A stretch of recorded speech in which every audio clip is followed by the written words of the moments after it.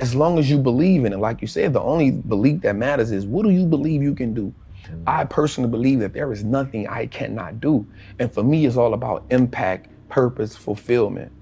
Like, the money is a byproduct of everything else. That isn't my focus. My focus is I have a knowledge and information that I know that can change lives. Not just one life, not just like lives. And so the way that you change lives is by consistently learning, finding new ways to put that information out there, being able to open up, being able to be vulnerable, because people need to connect. People connect to knowledge in the way that they can see two things that help people: imagery and vocabulary.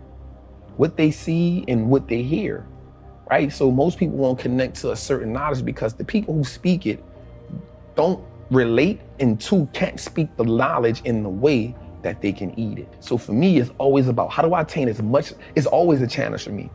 How can I attain as much knowledge as I can, because I love learning, but then how do I take that and be able to now reciprocate it or give it to somebody who may not understand calculus or trigonometry, but if I can give it to them in this way, they can say, oh yeah, I got it. And there's more people that struggled in the world that has become successful. So struggle has to become a language that I struggle. So that's the language I'm great at. So if I can break down things into a struggle language, now I make it the game winnable for everybody. And that's the goal, to make the game winnable for everybody who's bold enough to step into the batting cage. If you're bold enough to do it, there's an experience that comes from that.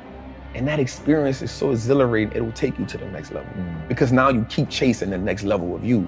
And that is when you start understanding life at a whole nother concept, when you start understanding that, yo, for the longest, I was just low level living.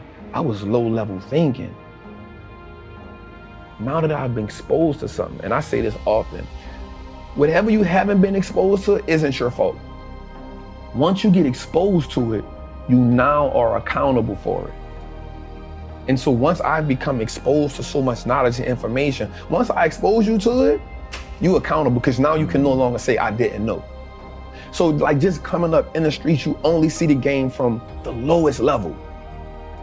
And you look at everybody else in part admiration and part like jealousy, because you see it and you're like, damn, I'll never get there, right? And so the only way that I think I can get that is through sports or hustling. That's it. That's the only, or rapping. Those are the only three options that you have. And so you make a decision on which way you want to go, right? And so you look at it from like, damn. And so me, I'm at the time like, man, I can't rap. Damn sure I can't play sports. So hustling is what I got. You limit yourself, and nobody comes along and teaches you anything different. The reason why you give people so much value is because if you give them so much value, they'll never leave you, they'll always be there for you, and you will never need for anything as long as you give wealth and value to people. And so I learned that as I got older. That part really didn't make sense to me at the time, but the money working for you part, and I was like, how do you make your money work for you? Again, all I know is how to go get money. That's all I know. So later on in that, he says wealthy people do three things. So we in a cell for about 45 days. So all of his conversations, now that you said, it never was black or white. Every conversation with him about money and transition was always wealthy people do. It wasn't white people do, it wasn't black people, it was always wealthy people do this. Right. Wealthy people do this. And I was like, damn, and now that you said that, this now makes sense to me again.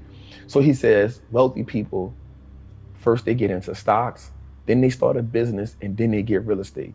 So when people ask me, how did I get into stocks? It's because I followed that rule.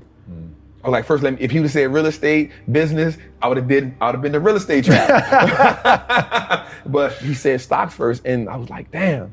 And so my rest of my time in prison, I wanted to be that. I wanted to be a part of that wealthy conversation.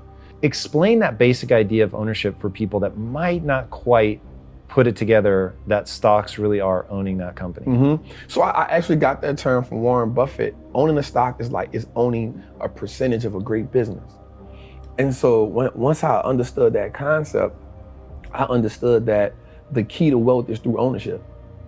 Like that was one of the things that made it click, because I studied the wealthy people. Like I studied them.